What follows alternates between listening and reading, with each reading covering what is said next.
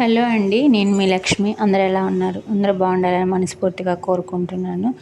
ఈరోజైతే శనివారం కదండి, అందుకని ఉదయమే తొందరగా లేచానండి. తొందరగా లేచి ఇంట్లో పని అంతా అయితే చేసేసుకొని వాకిలైతే ఊడ్చి ముగ్గు అయితే పెట్టేసుకున్నానండి. ఇక ఫ్రెష్ అప్ అయిపోయి నిన్న శుక్రవారం పూజ చేశాను కదండి, అవన్నీ అయితే నేను ఇలా శుభ్రం చేసేసుకుంటున్నాను. పూలు, అట్టిపళ్ళు, దీపారాజన కుందులు అయితే అన్నీ తీసేసి ఒకసారి శుభ్రంగా అయితే క్లీన్ చేసేసుకున్నానండి. ఇక పూలు అవన్నీ అయితే ఇప్పుడు నేను పటాలకు వేసుకుంటున్నాను. పూలు, అట్టిపళ్ళు, చామంతులు, కొబ్బరికాయ నాకు కావాల్సినవన్నీ నేను పక్కన పెట్టుకున్నాను. ఇదిగో ఇలాగైతే చేసేసానండి. ఒత్తులు వేసి నూనె అయితే పోసి నేను దీపారాజన అయితే చేసుకుంటున్నానండి. నాకు శనివారం అయితే నేను ఖచ్చితంగా చేస్తాను. శని, శుక్రవారాలు అంటే నేను దీపారాజన చేయకుండా అసలు ఉండనండి. ఇలా దీపారాజన చేసుకుంటే మనిషికి చాలా ప్రశాంతంగా ఉంటుందండి. అలాగే ఇంట్లో తెలియని ఏదో పాజిటివ్ ఎనర్జీ అయితే ఉంటుంది. అది నాకు చాలా సంతోషాన్ని అయితే ఇస్తుంది. అందుకని నేనైతే ఎప్పుడు శుక్రవారం, శనివారం అయితే పూజ చేసుకుంటానండి. అలాగే సోమవారం కూడా గుడికి అయితే మేము వెళ్తామండి. అదిగో ఇలా అయితే ధూపం కూడా పెట్టేసుకున్నాను. తర్వాత దీపారాజన అయిపోయిన తర్వాత ఏంటంటే ఇల్లు మొత్తం సాంబ్రాణి అయితే వేస్తానండి. నేను అదైతే అస్సలు మర్చిపోను. రోజు వంట అయితేనండి క్యాబేజీ ఫ్రై అయితే చేస్తున్నానండి. క్యాబేజీ మామూలుగా టమాటాలు వేసి వండితే మా పిల్లలు అస్సలు తినరు. అందుకని క్యాబేజీ ఫ్రై చేస్తున్నానండి. క్యాబేజీ అయితే నేను ఆల్రెడీ కోసి అయితే నేను పక్కన కడిగి పెట్టేసుకున్నానండి. ఇక్కడికి ఇంకా తాలింపు అయితే వేస్తున్నాను. ఫస్ట్ అయితే స్టవ్ వెలిగించి ఒక కడాయి పెట్టి దాంట్లో పోపు అయితే పెట్టేశాను. ఇలా వెల్లుల్లి రెబ్బలు కచ్చా పచ్చగా దంచడం వల్ల ఫ్లేవర్ అయితే బాగుంటుంది.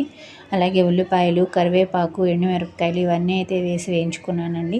దాంట్లోనే కొంచెం పసుపు, తాలింపులోనే పసుపు వేయడం వల్ల కూర అంతా పట్టేసుకుంటుందండి. అందుకని నేను ఎప్పుడు వేసినా తాలింపులోనే పసుపు వేస్తాను.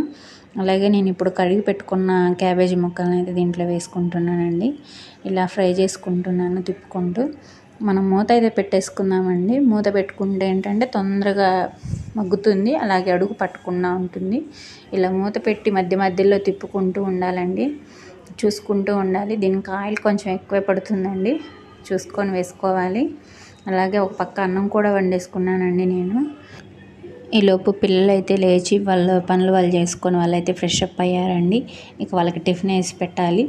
అందుకే త్వరగా అట్లయితే వేసి పెడుతున్నానండి. వాళ్ళైతే ఇంకా టిఫిన్ చేసి మళ్ళీ ఆడుకుంటారు. పిల్లలు బయటికి వెళ్ళి ఆడుకుంటా ఉంటే నాకు చాలా భయం అవుతుందండి. ఎందుకంటే ఎండ చూసారండి ఎంత వేడిగా ఉందంటే అంత వేడిగా ఉంది. ఇంట్లో ఉంటేనే ఇంత వేడిగా ఉంటే బయటికి వెళ్ళి ఆడుకుంటామంటారు మా పిల్లలు. ఇంట్లో ఉన్న అంత అల్లరి చేస్తారండి. వాళ్ళ అల్లరి అయితే భరించలేకపోతున్నాను. ఎప్పుడు సమ్మర్ హాలిడేస్ అయిపోతాయా అనిపిస్తుంది ఒక్కసారి అయితేను. ఇక మా వారికి కూడా టిఫిన్ వేసి పెట్టానండి. తను కూడా టిఫిన్ చేసేసారు. ఈలోపు ఇంకా కూర అయితే ఇలా మగ్గిపోయింది. మగ్గేటప్పుడే మనం ఉప్పు కూడా వేసుకోవాలండి. ఉప్పు నేను కొంచెమే వేసుకున్నానండి, ఎందుకంటే నేను వాడేది సాంబార్ కారం అండి. సాంబార్ కారంలో ఆ ఉప్పు ఉంటుందండి, అందుకే నేను తగ్గించి వేసుకున్నాను. ఈలోపు టీ కూడా పెట్టేశానండి. టీ తాగుతూ కూర అయితే చూసుకుంటున్నానండి. కూర అడుగంటకుండా అయితే దగ్గరుండి చేస్తున్నాను.